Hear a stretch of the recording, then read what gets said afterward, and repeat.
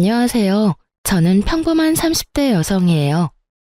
인생에 크게 모난 곳 없이 평탄하게 살아온 제가 이곳에 글을 쓰게 된 이유는 제 이혼만은 평탄함과는 거리가 멀었거든요. 제가 당한 일이 너무 화나고 열받는 데다가 남편과 시모의 어이없는 행각에 글을 쓰지 않고는 안 되겠더라고요. 누구든지 이 일을 알아주셨으면 하는 마음이었거든요. 저는 앞서 말했듯 세상에서 가장 평범한 사람일 거예요. 2년의 교제 기간 끝에 30대 초반의 나이로 결혼에 꼴이 난 흔하디 흔한 여자. 결혼 후에도 남편과 맞벌이를 유지하면서 집안일과 직장을 유지하고 있었죠. 남편과 비슷한 정도로 벌고 있다는 것만은 좀 다를지도 모르죠. 보통 남자들이 여자보다 더 잘 버는 경향이 많잖아요. 남녀 차별이 아니라 실제로 저희 업종에서는 여자보다는 남자가 돈을 더 많이 받고 있기도 하고요. 남자가 승진이나 경쟁에 좀 더 가깝다고 해야 하나? 그런 면이 있으니 어쩔 수 없는 결과라고 봐야 하죠. 그런데 이 부분에 대해서는 확실히 하고 넘어가야 되는 점이 있는데 제가 잘 버는 게 아니에요. 저는 평균이고요. 남편이 생각보다 못 버는 거죠.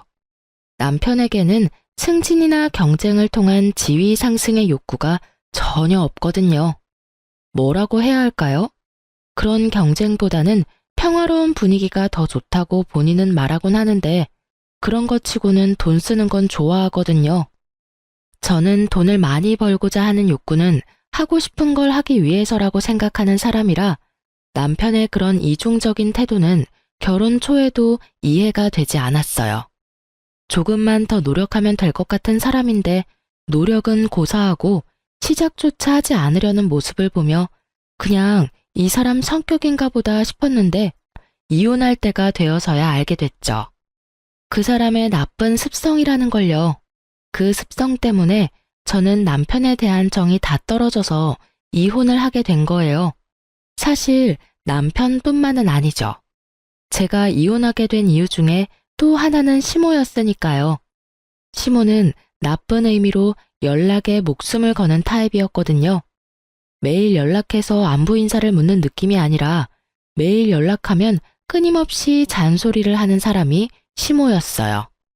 통화의 시작부터 끝까지 시모의 말에는 가시뿐이었거든요. 그런 시모와 남편 사이에서 제가 4년의 결혼 생활을 유지할 수 있었던 건 시댁의 유일한 정상인 시부 덕분이었죠. 제게는 잘해주었지만 시모에게는 유독 엄격한 면이 있으셨어요. 시부가 보는 앞에서 시모가 저를 혼내면 시부가 시모를 혼내곤 했기 때문에 시모는 절대로 시부가 있는 곳에서 저를 혼내지 않았어요. 게다가 시모는 잘 모르지만 양가 아버님 두 분은 따로 식사를 할 정도로 생각보다는 가까운 사이였거든요. 그래서 아는 사람의 딸이자 자신의 며느리인 저를 시부가 아껴주신 것도 그때는 무척 감사했죠. 결혼 초부터 시모는 매일 연락을 하기 바랬어요. 그게 시댁이라는 것을 귀에 딱지가 않도록 먼저 결혼한 친구들에게 들었기 때문에 저도 전화를 매일 드렸죠. 그런데 이때부터 저는 약간의 싸한 기분을 느낄 수밖에 없었어요. 시모의 말들에는 벌써부터 가시가 가득했거든요. 아침에 목이 가득 잠겨서 전화를 하면 넌 뭐 하느라 여태껏 자고 있었냐며 화를 내셨고 낮에 목을 가다듬고 높은 목소리로 전화를 하면 그런 목소리 낼 수 있으면서 왜 항상 그런 목소리를 내지 않냐고 화내는 그런 일들이 계속 이어졌거든요. 어느 정도 시간이 지나니 이건 그냥 저를 괴롭히는 것처럼 보였고 그것을 느낀 순간부터 저는 전화를 하는 것에 크게 연연해하지 않기로 했어요. 매번 스트레스를 받는 것보다 그냥 한 귀로 듣고 한 귀로 흘리며 연신 네네 하고 단답형 대답만 하는 게 더 낫다는 생각을 했거든요. 그리고 제가 그렇게 무성의하게 매일 전화해서 단답형 대답만 하자 결국 열이 받았는지 시모가 제게 말하더군요. 너 요즘에 무성의하게 답하는구나. 무슨 말만 하면 네네. 네가 뭐 앵무새니? 그렇지만 제가 무슨 말을 할 수 있겠어요. 어머님 하시는 말씀이 다 맞는 말인데요. 습관적으로 네라고 답할 뻔한 저는 시모가 반론할 수 없는 대답을 꺼냈어요. 어차피 순종적인 며느리를 보고 싶은 거니 그대로 행동해 주겠다는데 뭐가 그리 화가 나는지. 그렇다고 제가 중간에 그건 아니에요 라던가 그건 좀 힘든데요? 라는 말을 하면 득달같이 저에게 말하곤 하거든요. 어른 말이 말 같지도 않아? 라고요. 그러니 네 말고 제가 할 수 있는 말은 없잖아요. 제 말에 심어도 따지기는 좀 그랬는지 저한테 그러더군요. 연락은 똑바로 하는 것 같으니 이제부터는 매주 주말에는 꼭 한 번씩 시댁에 들러라. 네가 집에서 살림을 제대로 살고 있는지 아들 내조는 잘하고 있는지 내가 잘 살펴봐야겠으니 말이다. 그 말에 눈앞이 캄캄해졌죠. 매일 연락하는 것도 귀찮은데 주말마다 시댁 방문이라뇨. 그렇지만 이번에도 제 대답은 네 뿐이었어요. 솔직히 가고 싶지 않았지만 그래도 시어른 하는 말인데 듣지 않는 건 아니라고 생각했거든요. 저는 홀아버지 밑에서 커서 엄마 없이 자란 티가 난다는 말을 제일 싫어했거든요. 특히 시댁에서는 시키면 시키는 대로 일단 하는 게 낫다고 생각했으니까요. 그렇게 주말마다 시댁 방문이 시작됐어요. 그리고 저는 점점 인내의 한계를 경험하고 있었어요. 시모는 매번 갈 때마다 다른 일을 시켰어요. 처음에 시킨 일은 반찬을 만드는 거였죠. 나물 3가지에 메인 고기 요리 하나, 생선 요리 하나, 마른 반찬 2가지. 요리하는 사람은 아시겠지만 하루에 다 만드는데도 시간이 꽤 걸리거든요. 게다가 저는 요리를 잘하는 사람이 아니었어요.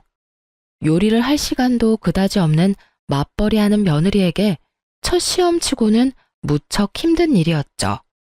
그래도 어찌저찌 해냈는데 돌아오는 답은 역시나 가시돋친 말이었어요. 무슨 음식을 이렇게 못하냐? 너 그러고도 여자라고 할 수 있냐? 집에서 뭘 배워 먹었냐? 간도 안 된 음식을 여태껏 우리 아들에게 먹였냐 등등. 그렇게 욕 실컷 얻어먹고 집에 가서 뻗어야 했죠. 그리고 그 다음 주에는 청소였어요.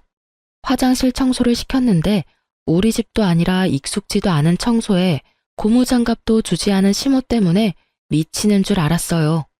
겨울에 무슨 생각인지 보일러까지 싹 다 꺼두고는 찬물만 쓰게 만든 시모를 보니 정말 너무하다는 말만 입안에 맴돌았죠. 어떻게 나를 괴롭히려고 여기까지 할 수 있나 싶고 왜 나를 이렇게 괴롭히나 싶은 생각도 들었거든요. 그래도 참았어요.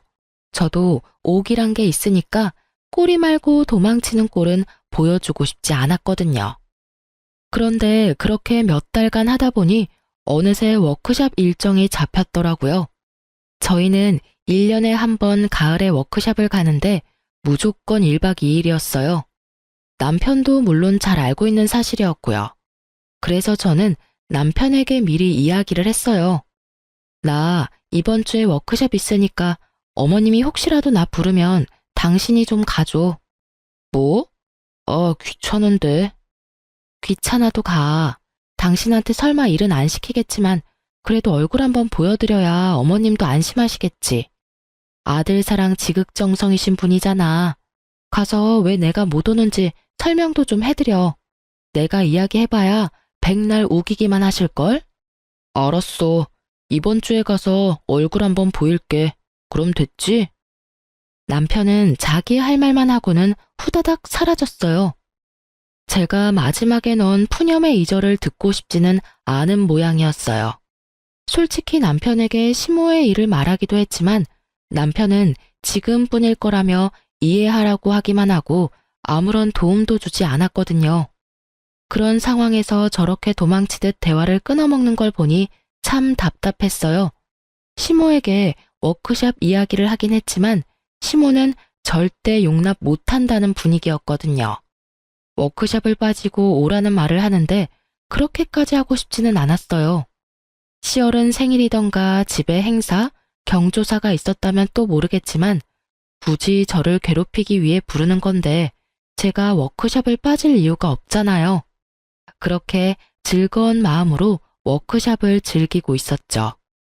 친목 도모보다는 교육의 성격이 더 강한 탓에 저녁을 먹고 저는 숙소로 돌아왔어요. 친목을 하려는 사람들은 그 뒷시간을 이용하겠지만 저는 그럴 바에는 한숨이라도 더 자고 싶었거든요. 그런데 저녁 7시 반쯤 전화가 오더군요. 시모였어요. 네, 여보세요? 야, 너는 시어머니 말이 말 같지도 않니? 어디서 뭘 하고 자빠졌길래 코빼기도 보이질 않아? 어머님, 저번에 제가 회사에서 일이 있어서 못 간다고 미리 말씀드렸잖아요. 그 사람한테 가보라고 했는데 안 온 거예요? 회사? 너 지금 일한다고 유세 떨어? 일하는 게 대수야? 네가 뭔데 내 말 이따위로 무시하고 지랄이야? 어머님, 진정하세요. 제가 무시한 게 아니라 미리 말씀을 드렸잖아요. 회사에서 일이 있다고. 니깎게 돈 몇 푼 번다고 그렇게 당당하게 매번 회사 거려? 집안일도 제대로 못하고 남편 내조는 더 못하는 주제에. 그래, 돈 번다고 너도 가장 노릇한다고 말하고 싶디? 주제 파악을 해야지. 결혼을 했으면 결혼한 여자답게 조신하고 어른 공경할 줄 아는 며느리가 돼야지. 시어머니 말을 개똥으로도 안 들어. 아주 처음부터 마음에 안 들었어. 그깟 돈 몇 푼 번다고 네가 우리 집을 무시하냐 이 말이야. 그 소리를 듣는데 어질어질 하더군요. 교육 때문에 신경을 많이 써서 두통이 있는 머리에 시모의 욕까지 한 바가지 얻어먹으니 속이 울렁거리고 토할 것 같더라고요. 화가 나는 수준이 아니었어요. 터질 것 같았어요. 여러모로. 저는 시모에게 말했죠. 제가 일하는 게 그렇게 걸리적거리면 일 그만둘게요. 됐죠? 저는 정확하게 이렇게 말하고 전화를 녹음한 뒤 뚝 끊어버렸어요. 스토커가 전화하듯 몇 번을 전화하는 시모 연락을 무시하고 저는 남편에게 전화했어요. 무슨 일이야? 당신 왜 시댁 안 갔어? 오늘이었네. 미안, 잊어버렸어. 매주 가는데 한 주 정도는 안 가도 되지 않아? 당신이 안 가서 내가 무슨 꼴 당했는지 알기나 해? 내가 왜 당신 어머님한테 그딴 소리 들어야 하는데. 야, 너 보자 하니까 우리 엄마한테 무슨 말버릇이야? 엄마가 무슨 소리를 했든 네가 잘했으면 아무 말 안 하셨겠지. 그래? 너도 그렇게 생각하니? 내가 그깟 몇 푼 벌려고 일하면서 유세나 떤다고? 엄마가 그런 말을 했어? 그건 엄마도 잘 모르고.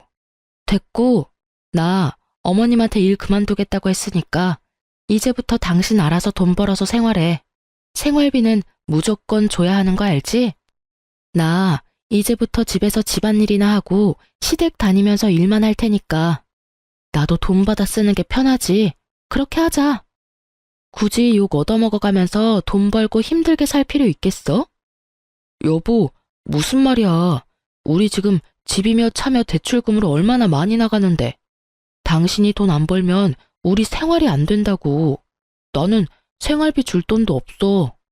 그래, 어머님은 그렇게 생각하지 않는 것 같던데. 나더러 돈 몇 푼 벌면서 시댁 무시하냐고 하던데. 나는 무시한 적 없으니까 그냥 일 그만둘게. 나머지는 당신이 어머님이랑 상의해. 끊을게. 결국 저는 남편에게 폭탄 하나 터뜨리고 전화를 끊었죠. 그리고 전화기를 아예 꺼버리고 숙소에 누워 이불을 뒤집어 썼어요. 잠을 자고 싶었는데 잠이 너무 안 오더군요. 뱃속에 열불이 끓어오르니 잠은 오지 않고 화만 계속 나서 결국은 창문 열고 화를 가라앉혔어요. 그렇게 그 다음날 집으로 돌아왔더니 남편이 제 눈치를 보며 저를 기다리고 있더라고요. 저는 남편을 본 척도 하지 않고 곧바로 가방부터 정리했어요. 여보, 그 퇴직 이야기는 안 하는 걸로 하는 거지? 지금은 주말이잖아. 내일 일하러 가서 이야기할 거야. 여보, 제발 그러지 마. 엄마가 잘 몰라서 그런 말 한 것뿐이야. 당신이 이해하고 넘겨야지. 내가 어디까지 이해를 해야 하는데? 매번 모진 소리 들으면서도 꼬박꼬박 시댁에 다니는 나한테 어떻게 그런 말씀 하실 수가 있냐고. 당신도 그래. 어머님이 나한테 하는 거 보면 미안한 생각 안 들어? 그렇게 소리치는데 시모에게 전화가 왔더군요. 저는 스피커폰으로 전화를 받았죠. 너 어제 안 왔으니 오늘이라도 와. 이번에도 워크숍인지 뭔지 때문에 못 온다고 하면 다리 몽둥이를 분질러 버릴 테니까 알아서 하고. 엄마, 그만 좀 하세요. 왜 사람을 이렇게 못 살게 굴어요? 이 사람 일하느라 못 가요. 제가 답할 틈도 없이 남편이 먼저 저를 옹호하고 나서더군요. 제가 일을 그만두는 게 무섭긴 했나 봐요. 예, 너 무슨 소리를 그렇게 해? 내가 괴롭히려고 오라고 그러니? 아직 준비도 안 된 애가 시집 왔으니 내가 알아서 단련을 시켜주려고. 단련은 무슨 단련이에요? 제가 잘 살고 있으면 되는 일이죠. 그리고 지금 와이프 일 그만두면 안 돼요. 요즘에 홀벌이로 먹고 살 수 있는 줄 아세요? 일하느라 힘드니 앞으로는 이 사람 매주 불러내지 마세요. 남편의 말에 시모가 어이가 없다는 듯 말했죠. 야, 너 무슨 말을 그렇게 해? 내가 지금 누구 때문에 이런 말 하는 건데. 네가 며느리 휘어잡지를 못하니 내가 해주는 거 아니냐? 됐어요. 그런 거 필요 없으니까 2번 다시 일 그만두라느니 그런 말 하지 마세요. 그리고 이렇게 매번 불러내지 마시고요. 결국 남편이 크게 시모에게 뭐라 하고 나서야 시모의 요구는 줄어들었어요. 그 일 이후로 시댁 방문은 한 달에 한 번으로 확 줄었고요. 정말 처음으로 남편이 제 편을 들어준 날이었어요. 물론 제가 일을 그만두겠다는 협박이 없었으면 남편이 제 편을 들어줄 일도 없었겠지만요. 그 뒤로 저희는 대면대면하게 연락을 하며 지내왔어요. 그리고 운명의 그날이 찾아왔죠. 제가 이혼을 결심하게 된 그날 말이에요. 그날은 여느 때와 다름없는 날이었어요. 낮에 시모에게 전화를 했어요. 어머님, 일어나셨어요? 몸은 괜찮으세요? 괜찮지 못하다. 손목이 아파서 정형외과 다녀왔다. 손목을 쓸 때마다 아파서 어떻게 할 수가 없어. 어머, 병원에서는 뭐라고 하던가요? 손목에 있는 인대가 어디 안 좋다는데 일단 손목 보호대하고 약 먹어보자는구나. 주말에 너 할 일 없으면 와서 일이나 도와라. 손목이 이래서 아무것도 할 수가 없으니.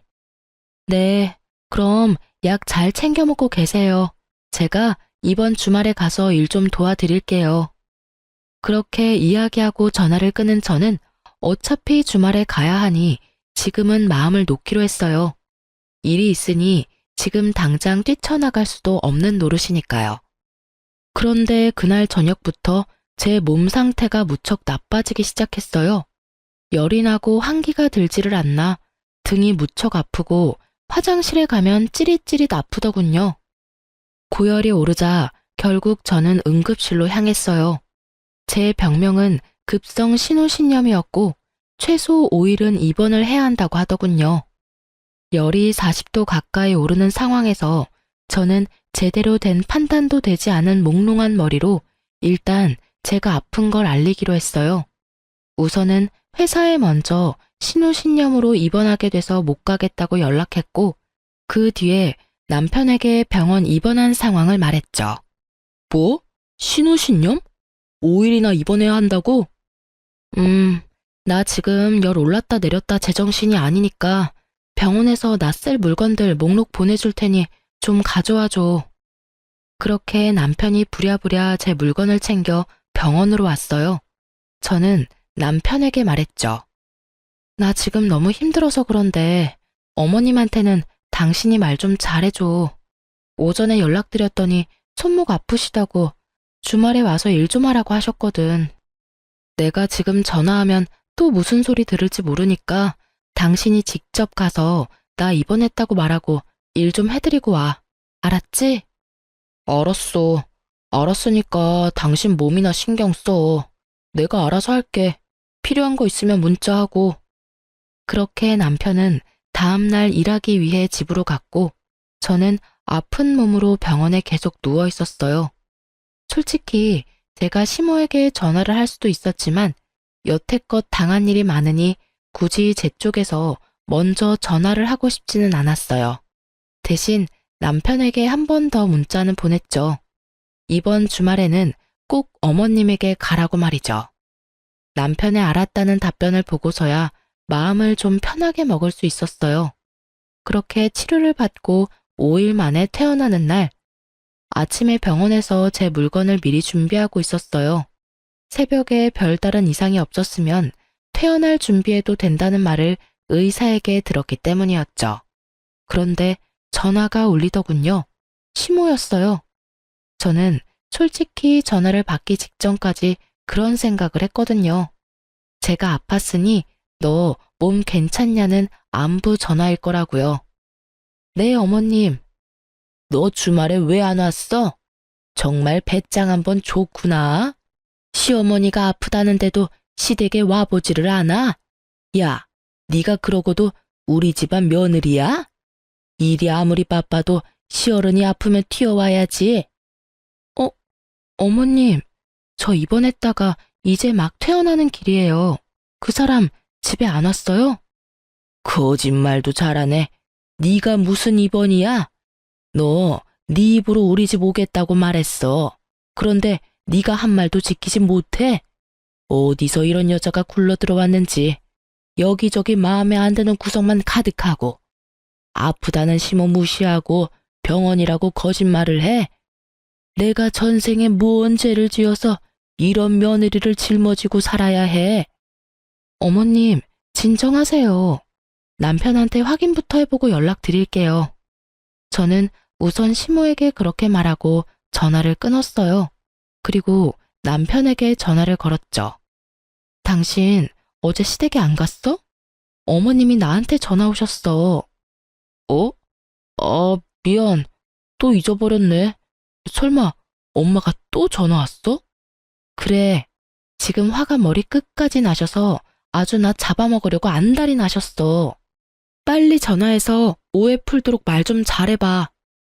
남편과 전화를 끊고 저는 초조하게 기다렸어요. 얼마 지나고 시모에게 다시 전화가 왔더군요. 그런데 목소리를 들어보니 더 화가 나셨더라고요. 야, 너 도대체 뭐 하는 년이야? 우리 아들한테 뭐라고 이야기했는데 또 걔가 나한테 뭐라고 하는 거야? 너 설마 남편 쥐잡듯 잡니? 아니면 우리 아들 패고 다녀? 아니면 약점이라도 잡고 흔들고 있는 거 아니야? 네가 뭐라고 했길래 우리 아들이 나한테 이 난리냐고. 저는 정신이 하나도 없었어요. 분명히 이야기가 잘 됐을 거라 생각했는데 전혀 이야기가 되지 않았더라고요. 시모는 무슨 일인지 더 화가 났고 둘 사이에 어떤 대화가 오고 갔는지 알 수 없으니 저는 답답할 뿐이었죠. 어머님, 제가 뭘 어떻게 했다고 그러세요? 저는 그냥 남편에게 오해를 빨리 풀어달라고 한 것밖에 없어요. 오해? 싸가지 없는 년을 봤나? 네가 온다고 했으면 와야지. 안 온 건 누가 봐도 네 잘못 아니냐? 오기 싫어서 남편 보내려고 한 거 잘 들었다. 너 그렇게 시댁이 싫으면 그냥 이혼해. 왜 살아? 나 꼴 보기 싫다고 시위하나 본데 나도 너 꼴 보기 싫어. 너 때문에 우리 집안 분위기도 망쳤고 우리 아들도 네가 망치고 있잖아. 살면서 나한테 소리 한 번 지른 적 없는 착한 아들이 네 말 한마디에 꿈뻑 죽어서는 아주 이 엄마를 잡는다고. 네가 문제야. 다 네 탓이야. 네가 책임져야지 누구한테 지금 오해다 아니다 난리냐고. 어머님, 제가 아파서 입원 중이라고 말씀드렸잖아요. 입원 확인서 진단서 있으니까 보고 말씀하세요. 솔직히 저도 이런 말 듣는 거 기분 나쁘고 화나거든요. 어떻게 며느리한테 그런 말씀을 할 수가 있으세요? 아파서 입원했다 퇴원한 며느리한테. 몸조리 잘했냐는 말 들을 줄 알았는데 다짜고짜 전화해서 왜 안 왔냐고요? 열이 40도까지 올라갔다 내려갔다 해서 못 갔어요. 그리고 남편한테 가달라고 미리 이야기했고요. 가지 않은 건 남편 탓이지 제 탓이 아니잖아요. 입만 살아서는 그것도 변명이라고 해? 네 병이 뭔 병인지 알겠다. 그거 꾀병이야. 별거 아닌 병으로 입원까지 할 정도로 우리 집에 오기 싫었던 거 하나는 확실히 알겠어. 네가 우리를 그런 식으로 생각한다면 우리도 너를 그렇게 생각하기로 하마. 앞으로 너랑 대화할 일 없을 거다. 아들한테도 너랑 이혼하라고 말할 거야. 시모는 그렇게 이야기하고는 탁 끊어버리더군요. 열받은 저는 그 자리에서 바로 남편에게 전화했어요. 당신 도대체 어머님한테 무슨 소리 한 거야? 어머님이 왜 저렇게 나한테 난리시냐고. 내가 무슨 말까지 들었는지 알아? 왜 가만히 있는 나한테 그래. 나는 내가 가기로 했는데 못 갔다고 이야기했어. 더 이상 내가 무슨 말을 해? 내가 아팠다고는 이야기했어? 왜 내가 아픈 걸 꾀병이라고 이야기하시냐고. 이상하잖아.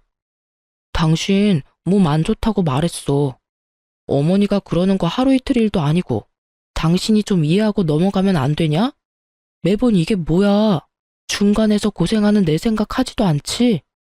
매번 나한테 이야기하라고 하고 나도 그거 하기 싫어. 두 사람 일은 둘이서 해결하라고. 그래, 당신은 중간에서 아무것도 모르고 나랑 어머님 둘이서 열받아서 지금 이러고 있다는 거지? 알면 묻지 마. 두 사람이 알아서 풀어. 나는 이제 더 이상 두 사람 사이에 끼지 않을 테니까. 남편 새끼 말 듣는데 진짜 머리통 돌 것 같더라고요. 끼고 말고의 문제가 아니잖아요, 애초에. 시모가 왜 화를 내는지, 남편 놈이 뭐라고 씹으렸는지를 알아야 무슨 변명을 하든 반론을 하든 뭐라도 대처를 할 텐데, 제 잘못은 없다며 뻔뻔하게 말하는 남편 놈을 보니 진짜 열받더라고요. 시모가 우리 둘 헤어지라고 했으니 헤어지는 게 맞겠다 싶은 생각까지 들었죠. 저런 소리 들으려고 악착같이 결혼 생활 유지하면 남는 게 뭐가 있겠나 싶었죠. 집 팔자 지가 꼰다고 저는 그게 딱 질색이었거든요. 그런데 그냥 이혼하는 거 너무 화나잖아요. 누구 좋으라고 그냥 이혼을 해줘요? 이혼해주면 남편 놈은 둘째치고 시모는 얼마나 속이 시원하겠어요. 눈에 가시 같은 며느리년 치웠다고요. 그리고 시모도 제게 모진 소리 퍼부은 것처럼 누군가에게는 모진 소리 듣도록 해줘야 동등한 거잖아요. 그래서 저는 친정 아버지에게 이렇게 말했어요. 아빠, 요새 몸이 허해 보이는데 괜찮은 삼계탕집 알려드릴게요. 나중에 지인분이랑 같이 들려봐요. 근데 인기가 많아서 예약을 해야 하니까 저한테 미리 말씀해 주시고요. 그리고 곧 아버지는 제가 원하는 사람과 식사를 하러 가겠다고 제게 식당 예약을 부탁했어요. 그 식당은 길게 뻗은 방 공간을 파티션으로 나누어서 사람을 받는 곳이었거든요. 옆 사람이 하는 이야기를 귀만 기울이면 들을 수 있는 곳이요. 그렇게 아버지의 식사 예약을 하면서 저는 똑같은 날짜 시간에 바로 그 옆칸에 예약을 하나 더 잡았어요. 그리고 그 날짜에 식사나 하러 가자며 시모와 남편을 태워 아버지와 약간의 차이를 두고 옆방인 예약석으로 향했죠. 난 아직도 왜 내가 너랑 이곳에서 밥을 먹어야 하는지 모르겠구나. 나는 이제 너랑 상종도 안 하겠다고 했어. 두 사람 이혼하기 전에 나는 너랑 겸상할 생각 없다. 그렇게 말하면서 제 눈을 쳐다보지도 않는 시무를 보며 저는 남편부터 쳐다봤어요. 여전히 남편은 제 눈을 피하기 바쁘더군요. 어머님, 왜 그렇게 화가 나셨는지는 모르겠지만 제가 이 자리를 만든 건 어머님이 오해하고 계시는 걸 풀어드리기 위해서예요. 어머님은 제가 꾀병으로 시댁에 가지 않았다고 생각하시죠? 여기 입원 확인서와 진단서 가져왔어요. 보시면 아시겠지만 저는 그날 입원하고 있었고 열이 40도까지 오르내려서 몸 상태도 엉망이었어요. 저는 정말로 아팠고 남편에게 어머님에게 가보라고 이렇게 문자로도 당부를 했었어요. 그딴 종이 쪼가리가 뭔데 내가 너를 믿어야 하니? 대충 음식 좀 데려와서 밥 먹이고 없던 일로 하고 싶은 모양인데 나는 그럴 생각 추호도 없어. 그러니까 이렇게 쓸데없는 짓 그만하고 두 사람 이혼할 생각부터 하는 게 어떠니? 이래서 내가 처음에 너 들이기 싫다고 그렇게 말했어. 엄마 없이 커서 뭘 배웠겠냐고. 이거 봐라. 내 말이 맞았지?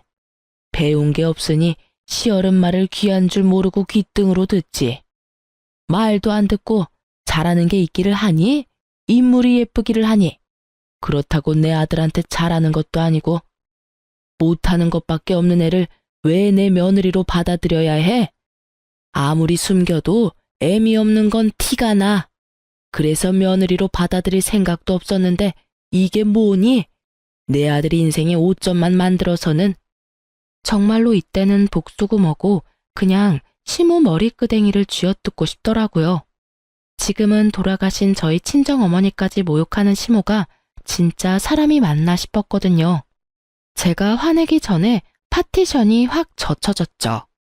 거기에서 나타난 건 저희 친정아버지와 시부였어요.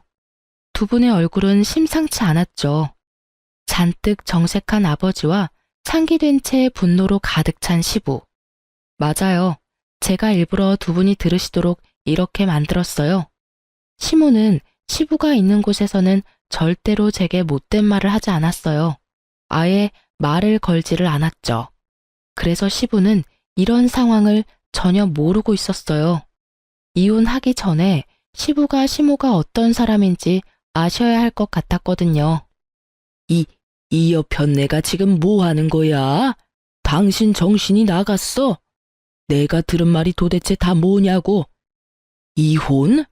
당신이 대간절 뭔데 며느리한테 이혼을 하라 말아야?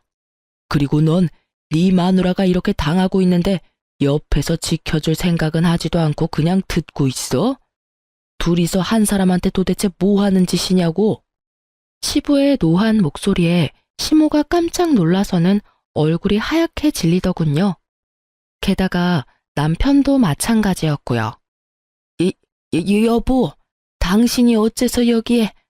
그리고 사돈. 내 말에 대답이나 해. 당신은 나이를 대체 어디로 먹은 거야? 어떻게 며느리한테 그런 모욕적인 말을 퍼부어? 당신은 나랑 결혼할 때 완벽해서 결혼했어? 당신이야말로 매번 우리 어머니한테 혼났지. 왜? 당신이 시어머니한테 혼나면서 컸으니 며느리한테도 그리 구박하고 싶었어? 어른이 됐으면 그 마음을 좀 넉넉히 쓰라고 내가 몇 번이나 말했어. 좁쌀 같은 마음가짐으로 사람을 대하지 말라고 내가 몇 번을 말해. 게다가 이혼 이야기는 대체 왜 꺼냈어? 나는 억울해요. 내가 손목이 아파서 집에 오라고 했는데 오지 않은 건 며느리라고요. 며느리 편 들고 싶으면 뭐라도 알고 하던지 왜 나한테만 그래요? 그래? 여기 지금 며느리가 가져온 서류만 봐도 며느리가 얼마나 아팠는지 눈에 훤히 보이는데 당신은 이것도 못 믿겠다고? 그러면 네가 말해봐라. 넌 며느리가 가라고 했는데 네 어미한테 왜 안 왔냐? 시부가 이번에는 남편에게 물었어요. 그게 저도 잊어버렸고 솔직히 별거 아니라고 생각해서. 그래서 너희 엄마한테 며느리 아프다고 이야기는 했어? 입원할 정도로 심각하다고? 그런 말은 안 하고 그냥 아프다고만 했어요. 그치만 제 탓은 아니죠. 솔직히 저도 억울하죠. 엄마한테도 와이프가 하란 대로 했고 엄마가 열받은 것까지 제가 어떻게 다 책임을 져요? 그래서 너는 아무 잘못 없다 이 말이냐? 잊어버린 건 잘못 아니고 다른 사람 아픈 것도 아니고 네 엄마 아프다는데 왜 너는 잊어버리고 며느리가 가야 해? 며느리가 못 가는 상황이면 너라도 가야지 이 불효자식아. 며느리한테 네 엄마 다 맡겨놓으니 좋더냐? 응? 아버지, 그런 거 아니에요. 왜 제가 일부러 그랬다고 그래요? 이번 일도 엄마가 열받아서 지금 이러는 건데. 이서방, 됐네. 더 이상 변명 안 해도 되네. 자네 어머니가 원하는 대로 두 사람 이혼해. 나도 귀한 내 딸 이런 취급 당해가면서 결혼 생활 유지하라고 할 생각 없어. 그런데 이혼하면 자네랑 나 사이에는 해결해야 할 일이 먼저 있지. 그렇지 않은가? 아빠, 그게 무슨 소리예요? 두 사람이 해결할 일이 뭔데요? 그래, 다들 모여 있으니 내가 물어보마. 너 카드빚 5천 정도 있었던 적 있었니? 카드빚이요? 반문하며 저도 모르게 남편을 바라보았는데 남편이 제 눈을 피하며 안절부절 못하고 있더라고요. 너 결혼한 지 1년 정도 됐을 때 이서방이 찾아와서 그러더라. 네가 사치가 너무 심해서 카드빚을 져서 생활이 안 되고 있다고 말이다. 말도 못하고 끙끙 앓는 게 불쌍해서 자기가 말하러 왔다고 했지. 그러면서 5천만 원 빌려달라고 했거든. 네 명의 카드빚 갚는다는 말로. 이게 다 무슨 소리야? 당신 우리 아빠한테 돈 빌렸어? 여보, 그때는 돈이 좀 필요해서. 당사자들이 눈앞에 있으니 거짓말도 못하게 된 남편은 우물쭈물 말하더군요. 제 이름 팔아 친정아버지에게 돈까지 빌려간 남편 놈을 보며 저는 한숨부터 쉬었어요. 이혼하면 그 돈부터 당장 갚게. 오래 걸릴수록 이자 붙을 거고 나는 법정 이자 다 받을 거니까 그렇게 알고 있으면 될 걸세. 장인어른, 이렇게 갑자기 돈을 갚으라고 하시면 저는 이 사람이랑 헤어질 생각 없어요. 여보, 당신도 그렇지. 우리 헤어지고 그러는 거 아니잖아. 그만. 자네 어머니가 이미 헤어지라고 말씀하셨자는가? 나도 그 말에 찬성이네. 죽은 우리 와이프까지 들먹이면서 싫다고 말하는 집에 귀한 딸 1초도 두고 싶지 않아. 결혼시키기 전에 내 딸은 이런 식으로 생각했다는 걸 알았다면 나는 절대로 이 결혼 허락하지 않았을 거야. 나는 사위인 자네도 자네 어머니도 용서할 생각 없어. 그러니까 이혼해. 결국 아버지의 분노가 폭발하면서 분위기는 완전 싸해졌죠. 이 분위기에서 가장 당당한 건 시모였어요. 잘 됐네요. 우리도 그쪽 집안이랑 엮일 생각 없었어요. 그딴 돈 5천만 원? 아들 신혼집 팔면 바로 마련할 수 있는 거 아시죠? 아유, 이제야 속이 시원하네. 이 정도로 깨끗하게 헤어져준다니 우리도 깨끗하게 돈 돌려드리면 되죠? 엄마, 제발 그만 좀 해. 나 와이프랑 이혼 안 할 거라고. 대체 왜 혼자서 이 난린데? 뭘 알고나 지금 말하는 거야? 엄마는 아무것도 모르고 있다고. 내가 뭘 몰라? 인서가, 넌 잠자코 엄마 하자는 대로 해. 신혼집도 너 혼자 다 마련했으니 상관없지 않니? 신혼집을 왜 남편이 혼자 마련해요? 저랑 둘이서 반반 부담했는데요. 제 말에 시모가 처음으로 당황한 표정을 하더군요. 시모는 우리 신혼집을 남편이 다 샀다고 생각하는 모양이더군요. 하지만 저는 이미 집 살 때 반을 부담했거든요. 당신 대단하네? 이것도 거짓말했어? 도대체 거짓말 안 한 게 뭐야? 나 아프다는 것도 제대로 말 안 하고 아버지한테 거짓말로 돈 빌리고 어머님한테도 내가 집 살 때 돈 보탠 거 이야기도 안 했어? 그러니 어머니가 날 무시했겠지. 돈도 없는 집 딸년 데리고 왔다고. 그치? 그걸 당신은 열심히 이용해서 나 욕먹이고, 어? 제 말에 남편이 제게 간절하게 말하더라고요. 여보, 내가 다 잘못했어. 내가 솔직히 엄마한테 혼날까봐 거짓말 살짝 한 거 있기는 해. 그치만 그때 잠깐 아주 조금만 그랬던 거고 이제는 다들 진실을 알았잖아. 그러니까 여기서는 그냥 이렇게 정리하자. 나는 당신이랑 헤어지고 싶은 생각 추호도 없어. 엄마가 뭐라고 하든 나는 당신이랑 이혼 안 할 거야. 그러니까 제발 이혼하자고 하지만 말아줘. 어? 뭐래? 당신이 거짓말쟁이인 줄 알았으면 절대 결혼 안 했을 거야. 게다가 매번 나를 이용한 거짓말이지. 당신은 와이프를 뭐라고 생각하는데? 가만 보니 당신 여태껏 승진해도 아무 욕심 없어 보인 게 내가 돈 벌면 당신이 굳이 돈 안 벌어도 되겠다 싶어서 편한 마음으로 있었던 거지? 여차하면 우리 아버지, 당신 부모님한테 나를 이용해서 또 거짓말해서 돈 받아냈을 테니까. 그치? 우와, 꼴랑 4년 살았는데 내가 당신 완전 밑바닥까지 보게 될 줄 몰랐네. 당신은 이혼 안 하고 싶겠지. 내가 벌어다주는 돈이 얼만데, 그치? 근데 나는 이혼할 거야. 당신 행동도 짜증나고 죽은 어머니 입에 올리는 시어머니라는 사람도 불쾌하고 열받아. 그러니까 깔끔하게 우리 헤어지자. 당신 매달리면 그것보다 더 추한 건 없어. 당신 어머니 말처럼 이혼해. 저의 선언과도 같은 말에 남편은 안 된다며 울고불고 소리치고 시부는 시모에게 소리 지르기 바빴죠. 친정 아버지는 그런 아수라장에서 저를 데리고 밖으로 나왔어요. 그리고 그 뒤는 아버지의 바람대로 일사천리로 이혼이 진행됐죠. 그런데 그 기간 동안 시댁에서도 놀라운 사실이 밝혀져 시모와 남편이 제가 잠시 머물고 있던 친정집까지 찾아왔더군요. 이번에는 무슨 일로 여기까지 오신 거죠? 그게 며느라가 너무 미안하다. 우리가 좀 심했어.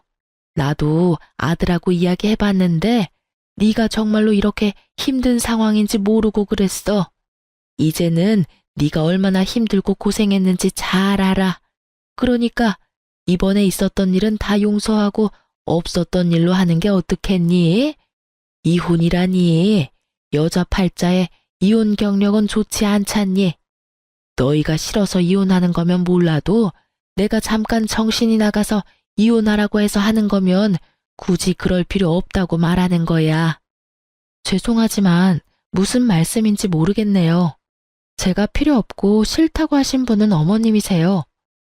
그리고 남편한테도 정은 다 떨어진 상태고요. 저한테 거짓말한 건 물론 시어른들한테도 저희 아버지에게도 거짓말한 남자예요. 제가 왜 그 사람을 아직 사랑할 거라고 여기세요?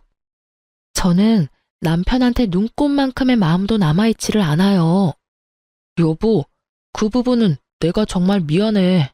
다 내 잘못이고 변명할 생각도 전혀 없어. 하지만 이대로 헤어지면 나 진짜로 파산할지도 몰라서 그래서 부탁하러 온 거야. 그게 무슨 소리야? 우리 신혼집 팔아서 너한테 돈 주려고 했는데 사실 내가 그 집 앞으로 담보대출을 받았어. 그래서 팔고 나서 대출 자동 상환되면 남는 게 거의 없어. 그러니까 우리 이혼하지 말고 같이 지내면서 너 대체 그 많은 돈으로 뭘 한 거야? 도대체 어디다가 그 돈을 다 썼냐고. 나한테 생활비도 받았었으면서. 코인이랑 주식 좀 했어. 나도 이렇게까지 망할 줄은 생각도 못했지. 그치만 정말로 맹세해.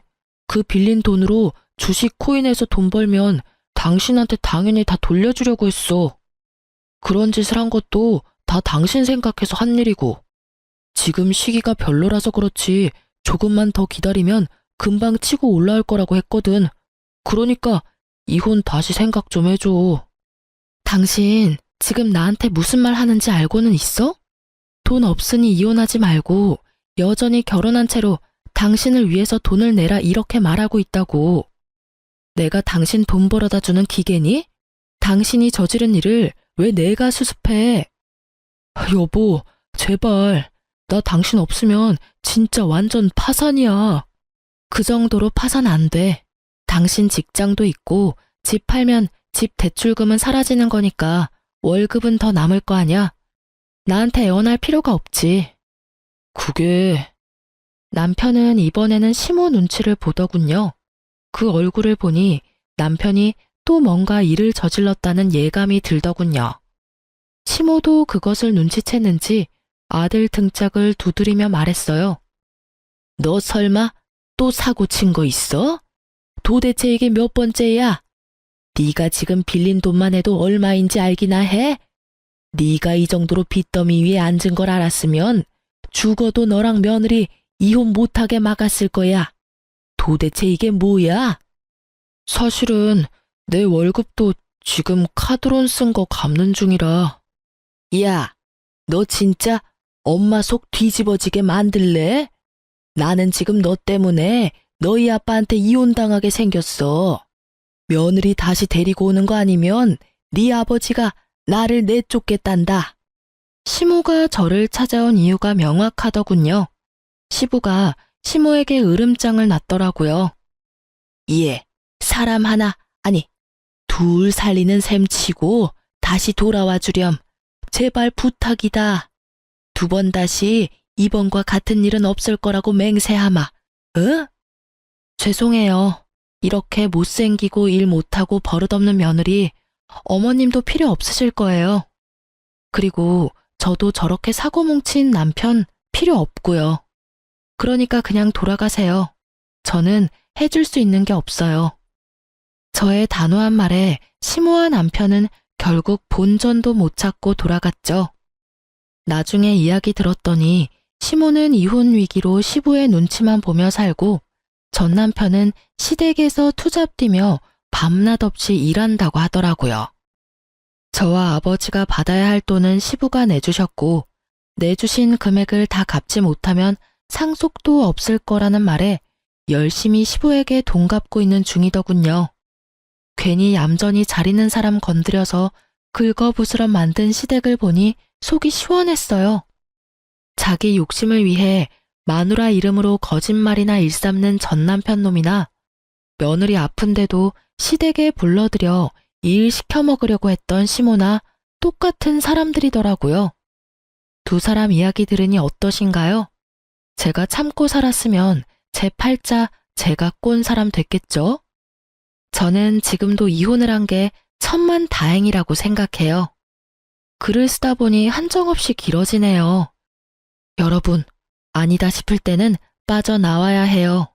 잘못하면 빚 지옥에서 허덕이게 될지도 모르거든요. 긴 글 읽어주셔서 감사합니다.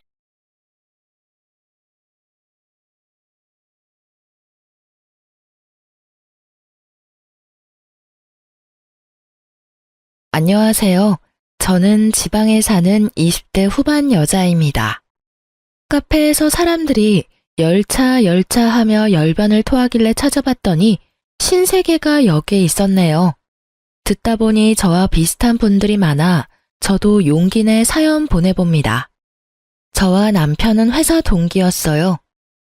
힘든 회사 생활의 동기는 남편과 저뿐이라 서로 의지하며 지내다 보니 자연스럽게 연인 사이가 되었고 이런저런 구설수가 싫어 비밀로 하며 관계를 유지하고 있었죠. 하지만 그것도 좋은 방법은 아니더군요. 얼굴, 집안, 거기다 유쾌한 성격까지. 뭐 하나 빠지는 것이 없던 그런 남편에게 애인이 없다고 하자 회사 내 여자들의 관심을 한몸에 받았으니까요. 저는 불안할 수밖에 없었고 어떻게 해야 할지 고민하는 찰나 남편이 말하더라고요. 자기야, 이대로는 안 되겠어. 나도 곤란하기도 하고 우리 그냥 결혼하자. 어?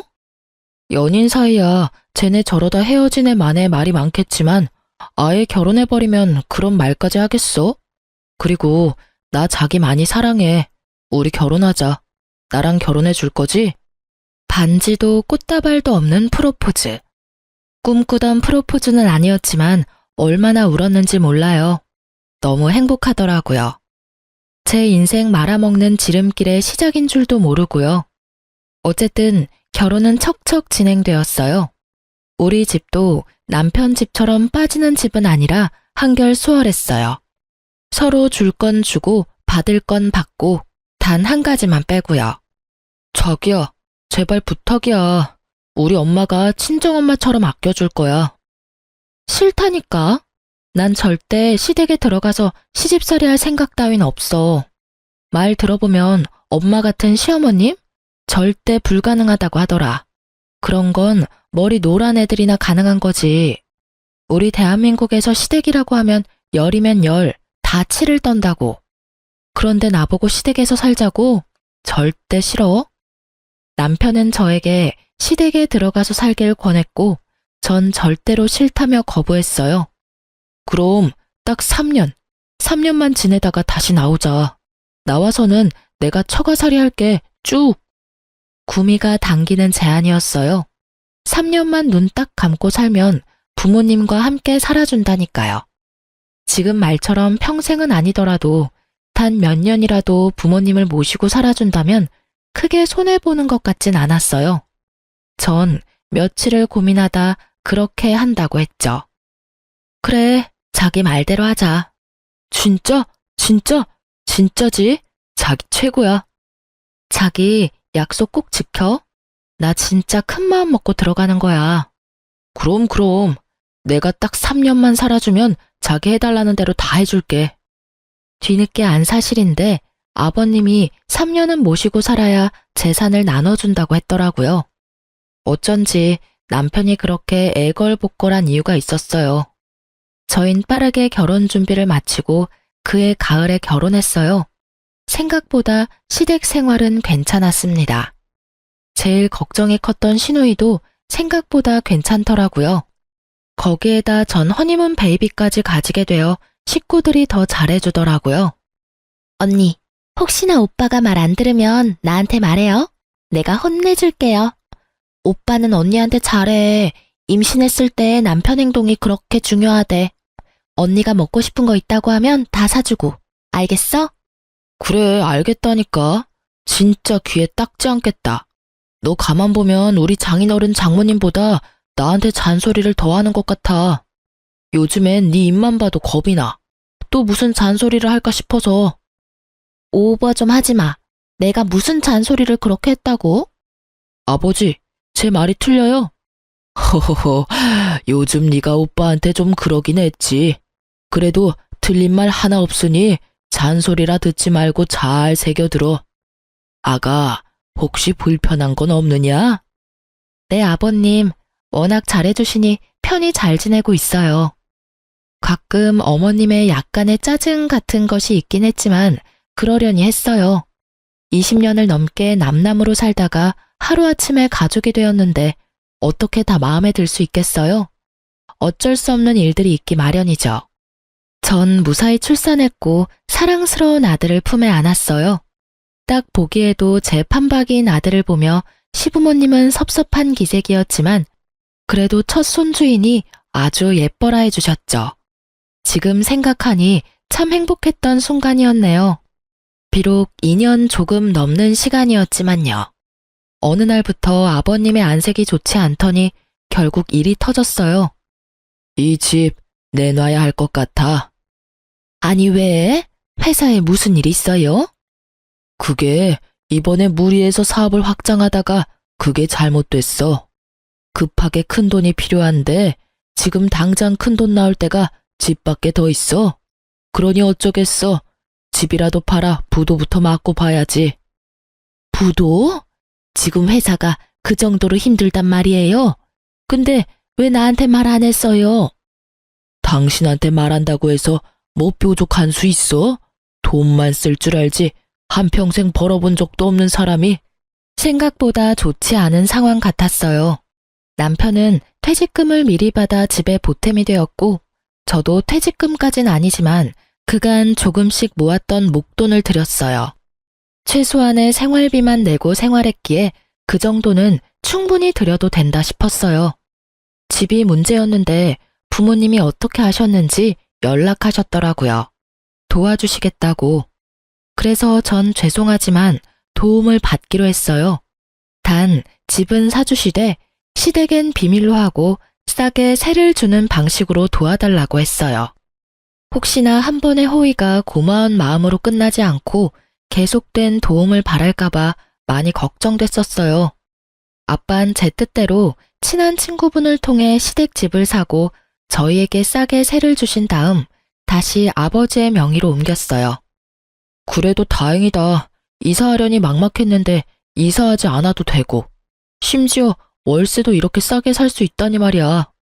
그러게. 그나저나 아버님 회사는 어떻대? 큰 고비는 넘겼는데 여전히 상황이 좋지 않아. 남편의 말대로 상황이 좋진 않았어요. 그렇지만 다 함께 힘을 모아 알뜰살뜰 살면 그리 어려운 상황도 아니었죠. 남편도 그렇고 저도 회사에 잘 다니고 있고 아가씨도 제 돈벌이는 하니까요. 하지만 한평생 돈 무서운 줄 모르고 쓰던 사람들이 하루아침에 변하지는 않더라고요. 어머님은 하루 걸러 하루에 하던 쇼핑을 여전히 하셨고, 아가씨도 월급보다 카드값이 더 많이 나오는 그런 상황이 계속해서 이어졌어요. 보다 못한 아버님이 카드를 끊어버리고 상황의 심각성을 몇 시간을 설명하시더라고요. 그제야 두 사람은 생각이란 걸 하는지 과한 소비를 줄이려고 노력은 하더라고요. 그러던 와중 제가 굳이 말하지 않았던 사실을 알게 된 남편이 저에게 화를 내며 물어오더라고요. 당신 왜 말 안 했어? 뭘? 장인어른이 우리 회사 진짜 사장님이라는 거 말이야. 사실 저희 아빠는 제가 다니는 직장의 사장님이었어요. 아니, 정확히는 예전 사장님이셨어요. 제가 회사에 입사할 무렵 아빠는 좀 쉬고 싶으시다며 전문 경영인을 고용해 사장 자리에 앉히셨고 회사 일에선 물러나 계셨죠. 그래서 저도 회사 일을 배우기 위해 급하게 입사 준비를 했었고요. 그렇기에 저와 입사 동기였던 남편은 아빠가 회사의 실질적인 대표라는 것은 알 리가 없었죠. 저희가 입사했을 땐 이미 다른 대표가 정해졌고 정리도 다 된 상태였으니까요. 그게 왜?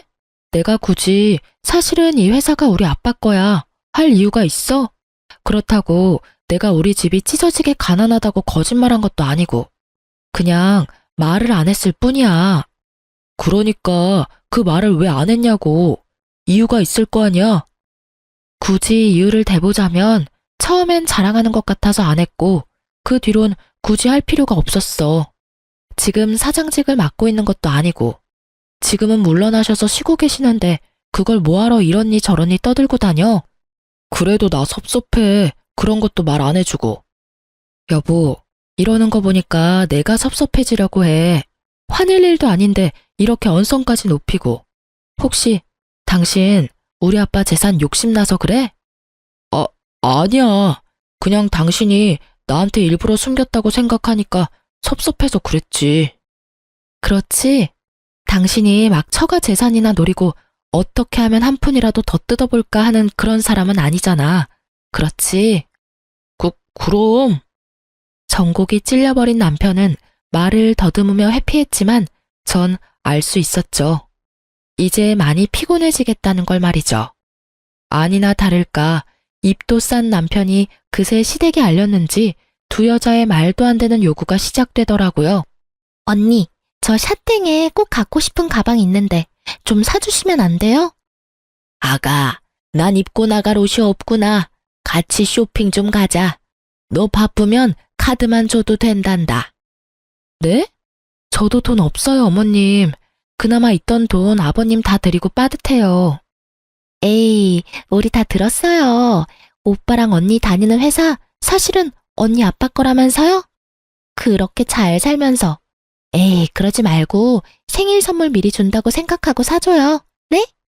기가 막히고 코가 막혀서 도대체 이 사람들은 언제쯤 정신을 차릴 수 있으려나, 아니, 정신을 차릴 수 있는 날이 오긴 할까 하는 생각이 들더라고요.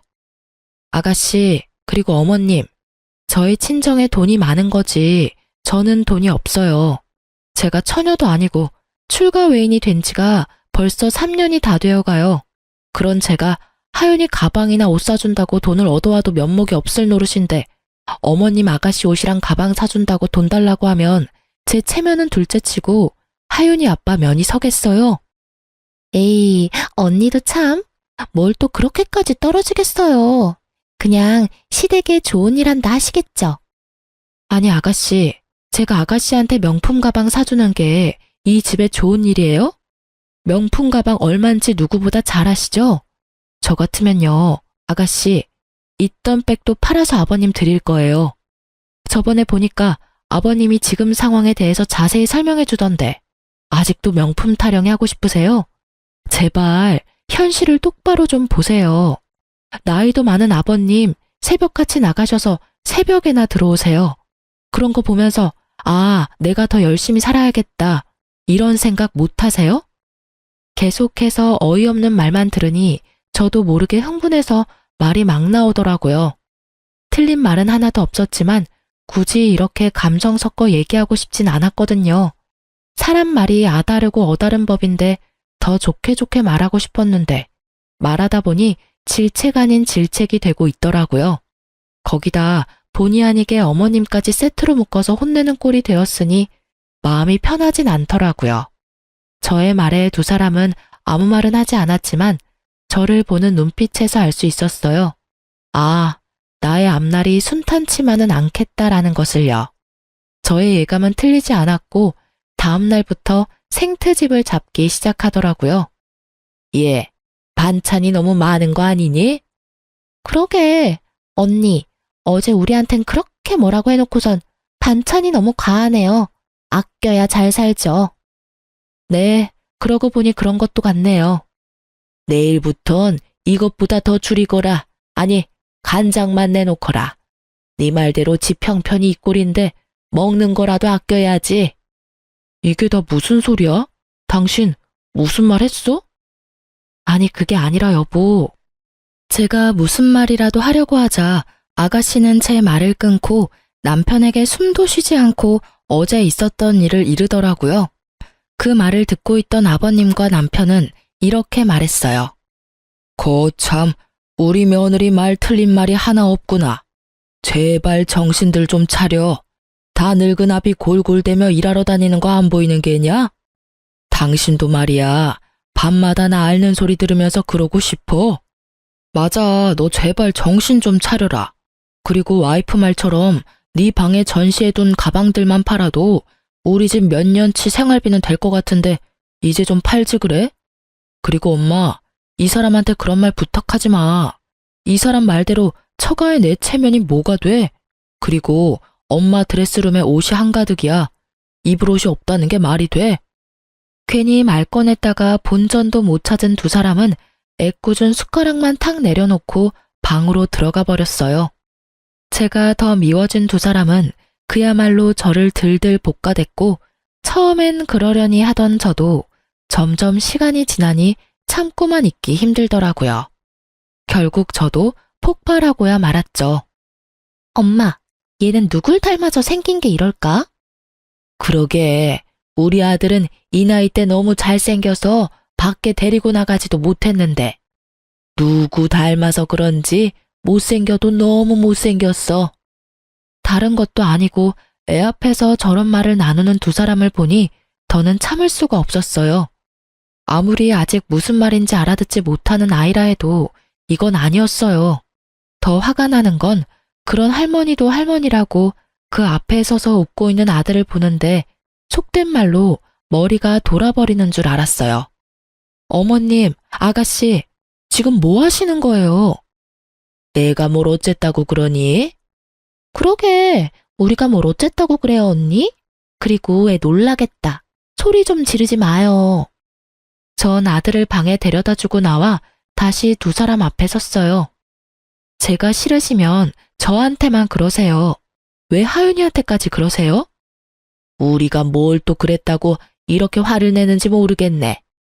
그러니까 오늘따라 너무 못생겨 보여서 못생겼다고 했을 뿐인데 그게 그렇게 큰 잘못이에요?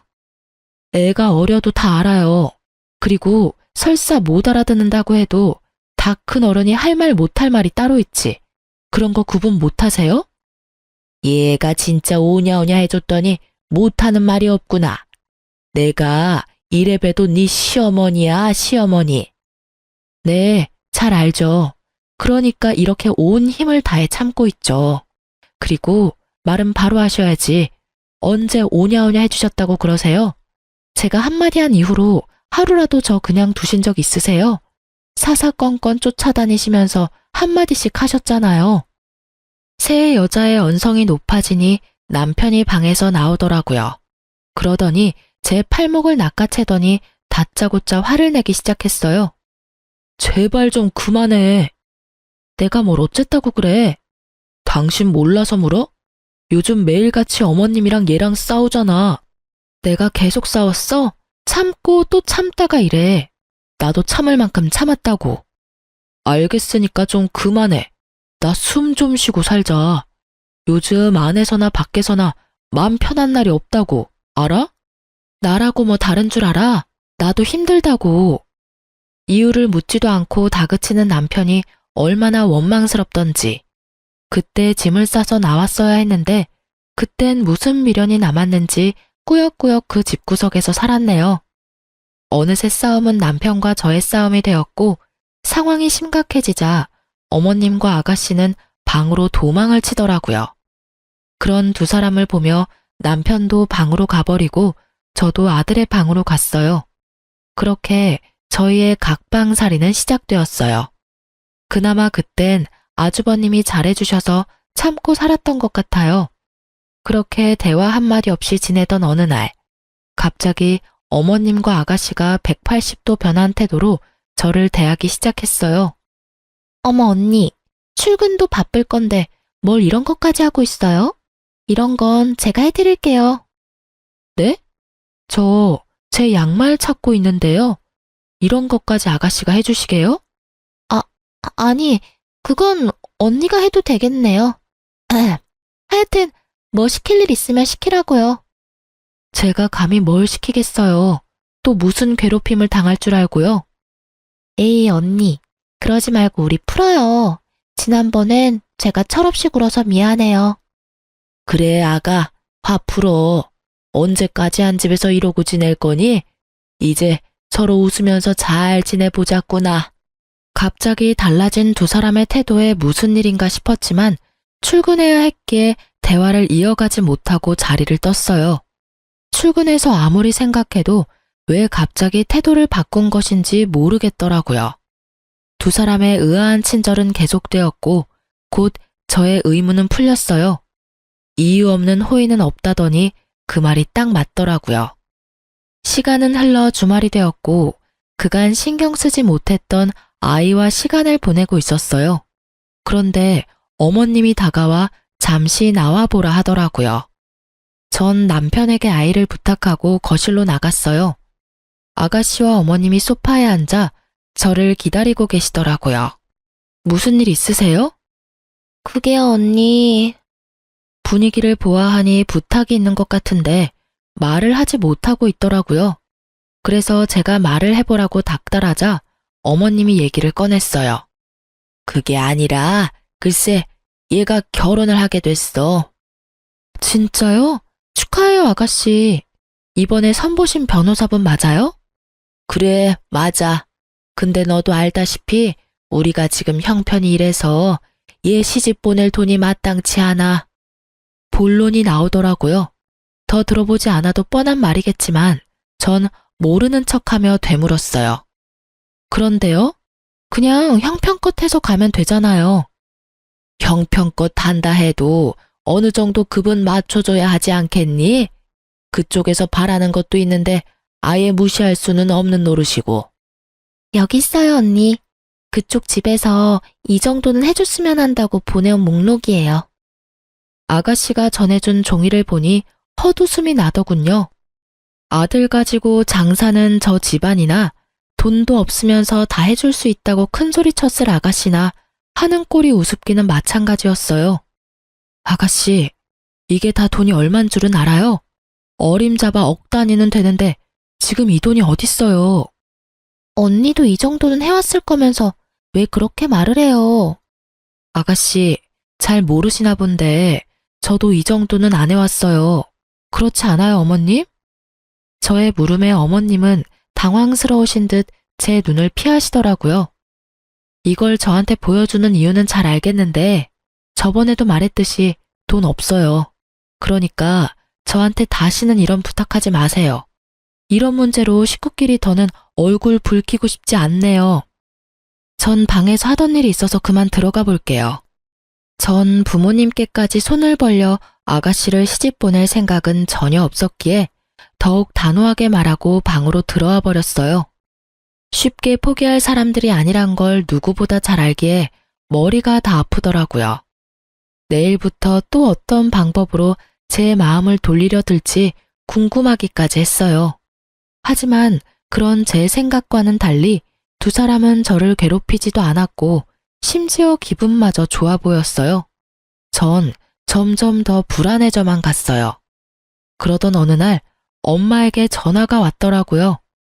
제가 전화하는 일이 아니면 연락을 잘 하지 않는 엄마인데 휴대폰 액정에 엄마가 뜨는데 불안감이 엄습했어요. 설마 하는 마음으로 전화를 받았는데 역시는 역시더라고요. 엄마, 무슨 일 있어? 다름이 아니라 그저께 사부인이랑 사돈 아가씨가 찾아왔었어. 뭐? 혹시 돈 달래? 달라는 건 아니고 빌려달라고 하던데 거의 달라는 말이더라. 너희 시댁 요즘 많이 힘드니? 아니, 아무리 힘들다고 해도 사돈지간이 얼마나 어려운 사이인데 여기까지 와서 돈을 빌려달라고 하는지. 당장 내쫓고 싶은 거 너 생각해서 겨우 참았어. 네 아빠는 너한테 절대 말하지 말라고 하고 없는 돈 셈치고 빌려줄 생각이던데 난 아무리 생각해도 그건 아닌 것 같아서 일단 너한테 전화했어. 잘했어. 아빠한테 절대로 주지 말라고 해. 그딴 인간들한테 한 푼도 주지 마. 내가 이놈의 집구석 가만 안 둘 거야. 거기가 어디라고 찾아가서 그딴 말을 해? 흥분 좀 하지 마, 딸. 너 이럴까봐 나도 어제 하루 종일 고민하다 전화했어. 아닌 건 아니니까. 엄마 말처럼 아닌 건 아니니까 이래. 전화해줘서 진짜 고마워, 엄마. 덕분에 내가 정신이 번쩍 드네. 일단 끊어요. 내가 다시 전화할게요. 정말 정신이 번쩍 들더라고요. 그날 저녁 전 남편과 함께 퇴근을 하고 차에서 얘기를 나눴어요. 당신, 내가 지금부터 2가지 선택지를 줄 거야. 당신은 2가지 중 꼭 한 가지는 선택을 해야만 해. 무섭게 왜 이래? 지금부터 난 어쩜 무서운 얘기를 할 거야. 무슨 말인데 이렇게까지 분위기를 잡아? 어머님이랑 아가씨랑 우리 집까지 찾아가서 아가씨 시집갈 돈 빌려달라고 했대. 근데 당신도 알 거 아니야? 그게 달라는 말이랑 똑같은 거. 지금 우리 형편에 그 돈을 어떻게 갚아? 뭐? 진짜 그렇게까지 했단 말이야? 아직 안 끝났으니까 끝까지 들어. 그래서 말인데 난 당신이랑 당장 분가해서 친정으로 들어갔으면 해. 웬만해선 지금 아버님 상황도 그렇고 해서 더 있고 싶었는데 더는 무리야. 그러니까 당신이 결정해. 나랑 분가해서 친정으로 갈래? 아니면 나랑 이혼할래? 뭐? 나는 더는 이렇게 못 살겠어. 그러니까 결정하라고. 분가해서 친정으로 갈래? 아니면 이혼할래? 난 당신이랑 이혼하고 싶지 않아. 그렇다고 분가가 쉬운 것도 아니고. 나한테 하루만 시간을 주면 안 될까? 알겠어. 전 남편의 뜻대로 하루의 시간을 줬어요. 사실 쉽게 내릴 결정은 아니었으니 남편도 어느 정도 이해가 됐어요. 다음 날 제가 준 선택지는 2가지였는데 남편은 완전히 다른 답을 가지고 왔더라고요. 여보, 그러지 말고 우리 해외로 나가자. 뭐? 처가살이가 그렇게 싫어? 갑자기 해외는 무슨 해외야? 그동안 일도 많았잖아. 당신이나 나나 머리도 식힐 겸 해서 말이야. 캐나다 얼마나 좋아? 그리고 지금 당신이랑 엄마랑 사이도 이렇게 나쁜데 우리가 대뜸 처가로 들어간다고 해봐. 곱게 보내주시겠어? 모르긴 몰라도 또 집안 한번 뒤집어질 텐데. 남편의 말을 듣는데 그 갑갑한 상황이 눈앞에 그려지며 절로 한숨이 나더라고요. 남편은 제가 흔들리는 모습을 보이자 틈을 놓치지 않고 말했어요. 그리고 요즘 부모들은 애들 데리고 외국 못 나가서 안달이라고 하더라고. 자연스럽게 귀가 트인다고들 하잖아. 내 생각엔 지금이 적기야. 우리 하윤이 말 트이기 시작했는데 한국어는 물론 영어도 술술 나오겠지 않을까? 아직 말도 제대로 못하는 앤데 힘들진 않을까? 그러니까 지금이 딱이라고.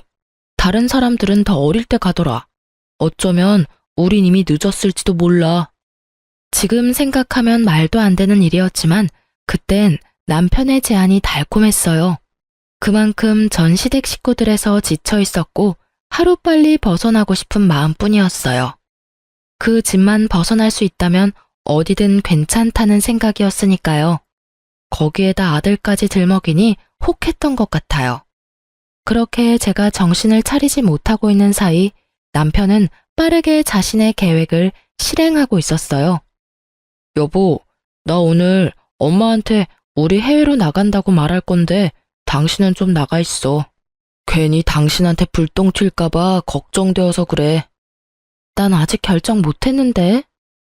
해외를 가든 처가를 가든 나가야 한다고 미리 말씀은 드려야 하니까. 아까 보니까 다 나가고 엄마 혼자 계시더라고. 혼자 계실 때 얘기해야지 동생 있을 때 얘기하면 어휴, 당신도 알지? 상황 피곤해지는 거. 그러니까 요 앞 카페에 가서 있다가 내가 연락하면 와. 일단 알겠어. 좋은 게 좋은 거라고 기분 상하시지 않게 잘 말해. 걱정하지 마시고 얼른 가세요. 가서 여유롭게 커피나 한잔 하셔. 남편의 권유에 저는 서둘러 준비를 하고 집을 나섰어요. 남편의 말처럼 집 앞 카페나 갈까 하다가 오랜만에 친정이나 갈까 싶어 엄마에게 전화를 걸었죠. 여보세요? 엄마, 어디야? 나 지금 집에 놀러 가도 돼? 얘가 무슨 소리 하는 거야? 엄마 지금 병원이잖아. 아빠 입원하셔서. 뭐? 아빠가? 왜? 김서방이 얘기 안 하든? 김서방? 그래, 김서방이 너한테 말한다고 했는데 안 했어? 어쩐지 네가 찾아오지도 않고 연락도 없길래 바빠서 그러나 하면서도 이상했어. 네 아빠 폐암이란다. 전이가 안 된 데가 없어서 심각한 상황이야. 그러게 내가 그렇게 건강검진 좀 받으라고 말했건만 고집 부리더니. 상황이 많이 안 좋아? 응, 안 좋아. 멀쩡하던 사람이 갑자기 쓰러지는데 엄만 그때 생각하면 아직도 숨이 안 쉬어져. 얼마나 놀랐던지. 때마침 김서방이 집에 와 있었으니 망정이지. 아니었으면 그 길로 황천길 갈 뻔했어 네 아빠. 난 정신이 하나도 없는데 김서방이 네 아빠 병원까지 모시고 가서 그날 늦게까지 있다가 갔잖니. 아빠가 아프다니 거기에다 남편은 알고 있었다니. 전 어떤 상황인지 도무지 이해가 가지 않아 남편에게 묻기 위해 집으로 다시 갔어요. 집으로 들어서는데 대화 소리가 들리더라고요. 그래서 우리 분가하려고. 남편의 말소리가 들리며 순간 저는 집을 나온 이유가 떠오르며 아차 싶더라고요. 엄마와의 통화 후 일부러 자리를 비웠다는 사실을 잊고 있었거든요. 그래서 전 잠시 기다렸다가 들어가기로 했어요. 아빠가 아픈 이상 분가가 더 급한 상황이 돼버렸으니까요. 그런데 들려오는 대화 내용에 머리가 멍해지더라고요. 너 그러다가 하윤 엄마가 캐나다 말고 처가로 간다고 우기면 어쩌려고 그러니? 너 그러면 꼼짝없이 그 노인네 병수발 들어야 해. 내가 그 꼴 보려고 이제껏 온갖 좋은 것만 해대며 키운 줄 알아? 그럴 일 절대 없어. 내가 누구야? 그리고 하윤 엄마 거의 다 넘어왔어. 내가 그날 처가 안 갔으면 어쩔 뻔했나 몰라? 하윤 엄마가 처가 들어가서 살 거 아니면 무조건 이혼이라길래 장모님 장인어른한테 하윤 엄마 설득 좀 해달라고 간 거였는데 그때 장인어른이 딱 쓰러지시는 거야. 그래서 그 노인네는 확실히 얼마 안 남았대? 수술이나 항암 치료로는 안 된대? 이미 전이가 온몸에 돼서 손쓰기가 힘들다고 하더라고.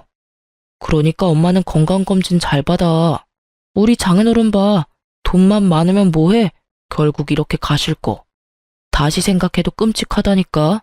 아무것도 모르고 처가살이 시작했으면 유산이야 받겠지만 병수발도 같이 들어야 했을 거 아니야. 그러게나 말이다. 우리 아들은 어쩜 그런 생각을 했을까? 누구 닮아서 머리가 그렇게 좋니? 그러니까 병원에서 나오는데 해외로 가자고 해야겠다 싶더라고. 우리 집이랑 애 핑계 적당히 대면서 해외 어디로든 일단 가기만 하면 절반은 성공이지. 안 그래? 장인어른 더 심각해지셔서 연락이 와서 돌아와도 그땐 병수발 들 것도 없이 돌아가실 텐데. 그럼 그냥 재산만 내 몫이 되는 거라고. 하긴 자식이라곤 하윤 엄마밖에 없으니 앉아서 기다릴 일만 남았구나. 그러니까 엄마는 그 사람 자극하지 말고 조금만 기다려. 아니다. 마구 더 괴롭혀서 정신없게 만들어줘. 그래야 혼이 쏙 나가지. 그렇게 정신없을 때 비행기 태워버려야지 생각할 시간을 주면 안 돼. 엄마의 말과 두 사람의 대화가 겹치며 상황이 그려지더라고요. 그래요. 남편은 모든 사실을 알고도 저를 친정에서 아주 먼 곳으로 떨어지게 할 생각이었어요. 모든 사실을 안 그 순간에도 전 믿을 수가 없었어요. 내가 듣고 있는 것이 현실일까? 혹시 꿈이 아닐까? 하는 생각이 들었던 것 같아요. 너무 충격적이었죠. 그래도 한 이불 덮고 산 사람인데 내가 남편을 몰라도 이렇게 몰랐나? 저렇게까지 최악의 사람이 내 남편이 맞나? 그런 생각들이 머리를 스치더라고요. 이윽고 어머님과 남편의 신난 웃음소리를 듣는데 제 머릿속 모든 것이 산산조각이 나며 아, 현실이구나 싶더라고요. 이혼만으론 절대 화가 풀리지 않는 이 상황에 저는 저 짐승 같은 것들을 구렁텅이에 처박기로 했어요. 아가씨, 일전에 혼수 비용 말인데요. 갑자기 그건 왜요? 제가 너무 심했던 것 같아서요. 제가 아빠한테 잘 말해 볼게요. 정말요? 진짜죠. 고마워요, 언니. 그리고 어머님, 왜 그러니?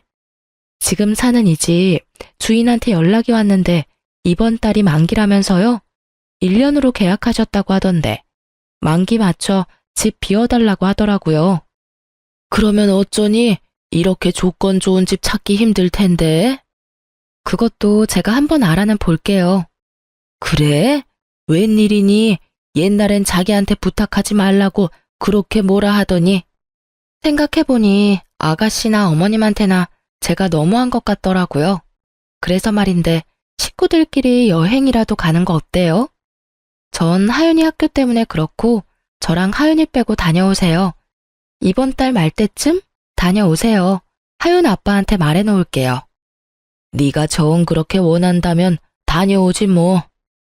애써 웃음을 감추는 어머님을 보며 저도 웃음이 나오려 하는 걸 허벅지를 꼬집으며 참았어요. 그날 저녁 퇴근한 남편에게도 똑같이 제안했고 남편도 좋아하더라고요. 그러면서 다른 제안도 했죠. 여보, 그러지 말고 당신 사표 내는 건 어때? 갑자기 왜? 어차피 당신 지금 회사에 마음 뜬 거 아니야? 사표 내기 직전까지 갔는데 마음도 싱숭생숭할 거 아니야. 이왕 이렇게 된 김에 우리 아빠 좀 돌봐줘. 사실 우리 아빠 아주 아파. 이럴 때 당신이 좀 가서 얼굴도 비추고 그래. 이런 말 좀 입에 올리기도 싫지만 우리 아빠 아마 오래 못 사실 것 같아. 따로 도와주시는 분 계시니까 그냥 가서 말동무나 해드려. 제가 아무것도 모르는 척 운을 띄우니 멍청한 남편 새끼는 제가 진짜 아무것도 모르는 줄 알고 되지도 않는 연기를 하더라고요. 그 모습을 보는데 역겨워 토하고 싶은 걸 겨우 참았네요. 진짜? 그게 사실이야? 그럼 내가 자주 가서 말동무라도 해드려야지. 걱정하지 마. 남편은 그렇게 회사를 그만뒀고 전 아빠의 회사에서 남편을 잡음 없이 퇴사하게 했어요. 그리고는 이제 남은 건 시간이 빨리 흐르기를 비는 일뿐이었어요.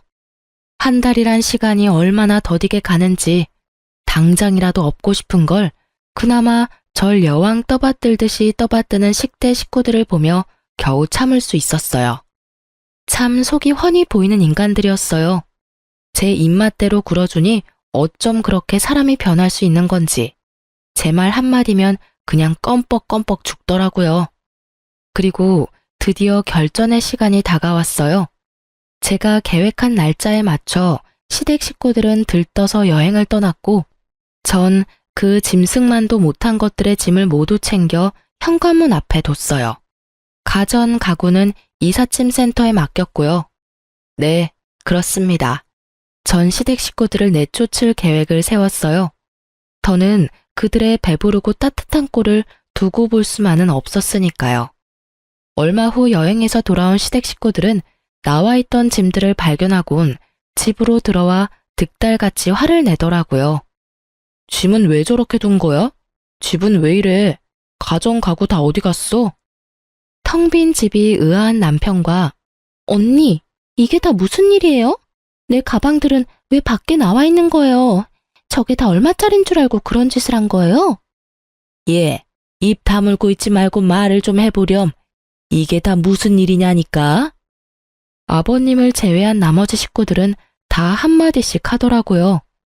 조용하신 아버님은 대충 상황을 눈치채셨는지 집을 한 바퀴 둘러보시곤 어머님과 아가씨를 데리고 집 밖으로 나가셨어요. 혼자 남은 남편은 이 상황이 어떻게 된 상황인지 빨리 설명해 보라는 눈빛으로 절 보고 있더라고요. 그래서 전 남편의 궁금증을 풀어주었죠. 당신도 딱 보면 모르겠어? 오늘로 계약 만기잖아. 그것도 모르고 신나서 여행을 갔던 거야? 그거야 당신이 가라고 하니까. 그래서 우리 집에서 쫓겨난 거야? 그러면 앞으로 우린 어디 가서 살아? 우리가 아니고 당신하고 당신 가족들이 쫓겨난 거야. 난 애초에 쫓겨날 수가 없지. 여기 우리 아빠 집이었으니까. 뭐? 이 집 우리 아빠가 사서 당신네 집에 세준 거였어. 그것도 아주 저렴한 가격으로. 우리 아빠는 그렇게까지 당신하고 당신 집안 사람들한테 호의를 베풀었는데 당신은 그런 우리 아빠 마음을 보란 듯이 짓밟았더라? 내가 짓밟기는 뭘 짓밟아. 당신이 더 잘 알잖아. 내가 요즘 얼마나 장인어른한테 잘하는지. 잘 알지.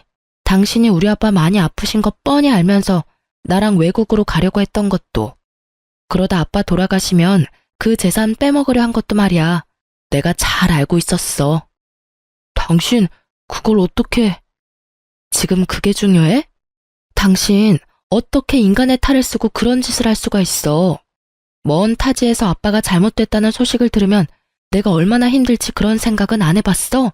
우리 아빠는 눈 감는 그 순간까지 하나뿐인 딸 얼굴도 못 보고 떠나실 수도 있었어.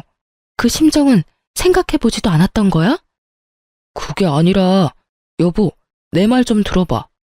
말로는 처가살이 한다고 했지만 막상 진짜 들어가려니 막막했어. 그렇다고 우리 집에서 계속 살자니 당신이 진짜 이혼하자고 할 것 같았고. 그러다가 차라리 외국에라도 나가서 사는 게 더 좋겠다 싶어서 당신한테 권했던 거야. 나도 다 좋은 뜻에서 그랬던 거야. 누가 그딴 거 궁금하대? 우리 아빠 아픈 거 뻔히 알면서 왜 그랬냐고 도대체 왜? 절규에 가까운 제 말에 남편은 변명거리가 떠오르지 않는지 아무 말도 하지 못하고 있더라고요. 기대했던 바가 없어서 그런지 실망스럽지도 않았어요. 하긴 무슨 할 말이 있겠어. 자기 몸은 편하고 싶고 그렇다고 돈줄인 나는 놓치기 싫고 그러니까 자기 자식까지 팔아가며 그딴 말이나 짓거렸겠지. 나도 바보지. 어떻게 그런 말에 속아 넘어갔는지. 아니, 애초에 당신 같은 인간이랑 만난 그 자체가 어리석었어. 남편은 아무 말도 하지 못하고 전 아직 하지 못한 말을 하려던 때였어요. 아가씨가 씩씩거리며 들어오더라고요. 언니, 그럼 나 결혼은 어떻게 되는 거예요? 결혼 자금은 주는 거죠. 그렇죠. 지금까지 정신 못 차리고 헛소리를 해대는 아가씨를 보며 전 말을 했어요. 아가씨, 정신 좀 차려요. 지금 내가 결혼 자금 줄 것 같아요? 상황 파악이 그렇게 안 돼요. 그렇게 시집이 가고 싶으면 아가씨 가방 팔아서 시집 가요. 그래도 비싼 애들이라 곱게 내놨으니까 상하거나 그러진 않았을 거예요. 언니, 결혼 자금 해준다고 했었잖아요. 제가 언제요? 아빠한테 물어본다고 했지 해준다고 한 적은 없어요, 저. 다 됐고, 그러면 카드값이라도 줘요. 나 언니 말만 믿고 가정 가구 다 카드로 샀단 말이에요. 그거라도 달라고요. 아까부터 사람 입 아프게 왜 계속 똑같은 말 꺼내게 만들지?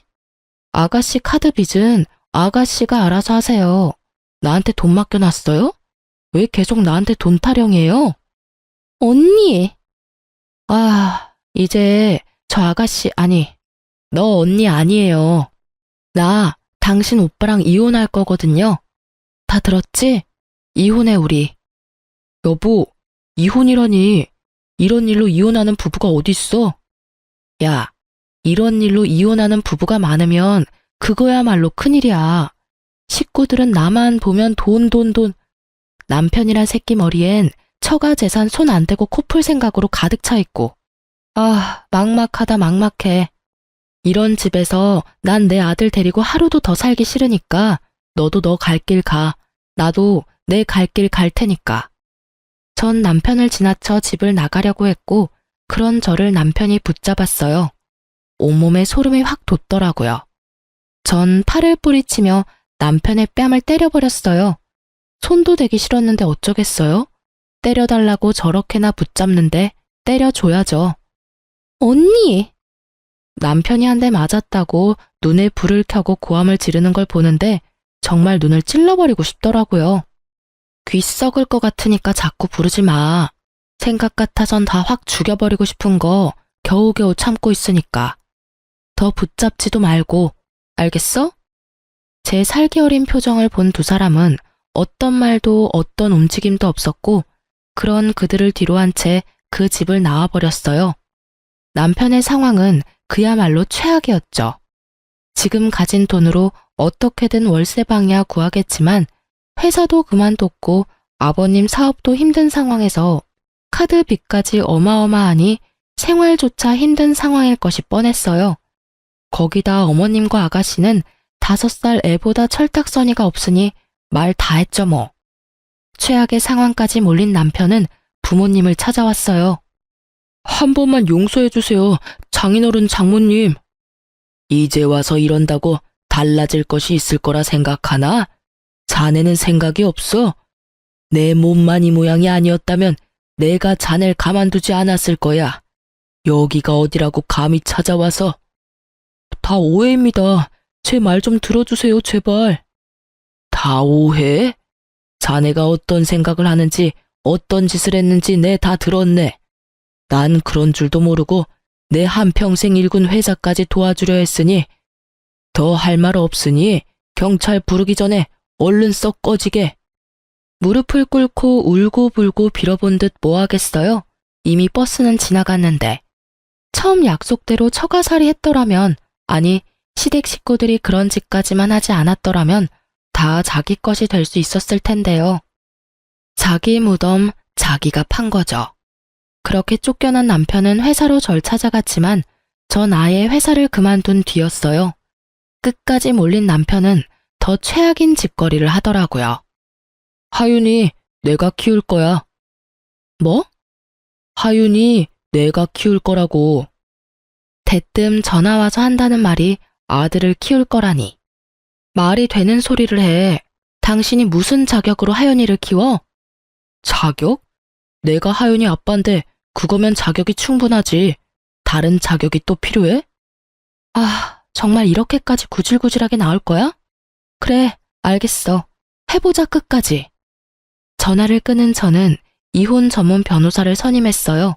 그리고 가뿐하게 소송에서 이겨 2번 다시 아들의 이름도 꺼낼 수 없게 만들어 주었죠. 이혼 후 남편은 공사판에서 일용직을 하며 지낸다는 말을 들었어요. 아가씨는 파혼당했다고 하고요. 그 아끼던 가방은 팔았는지 어쨌는지 모르겠네요.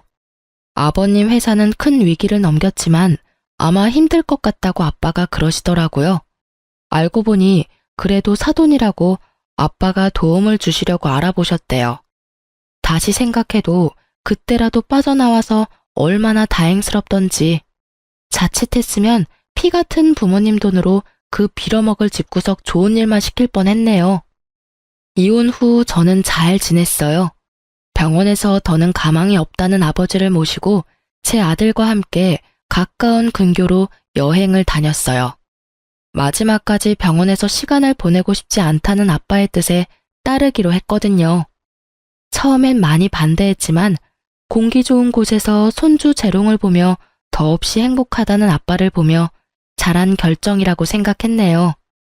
결국 아빠는 하늘나라로 가셨지만 떠나시던 그날까지 저를 보며 환히 웃어주셨어요. 요즘은 경영 공부에 힘쓰고 있어요. 큰 회사는 아니지만 그래도 회사를 꾸리려면 전문적으로 배워야 하니까요. 걱정이 컸던 아들도 매일같이 싸우던 꼴만 보이던 때보다 한결 더 편안해 보여요. 요즘엔 못하는 말이 없어 엄마와 제가 당황스러울 때가 많지만 그마저도 사랑스럽네요. 어때요? 많이 답답하셨을까요? 저도 지금 생각해보면 많이 답답한데 그땐 참는 것이 최선이라고 생각했어요. 그래도 더 늦지 않게 정신 차린 걸 위로 삼으며 잘 살아보려고요. 그럼 전 물러가 볼게요. 긴 사연 들어주셔서 감사합니다.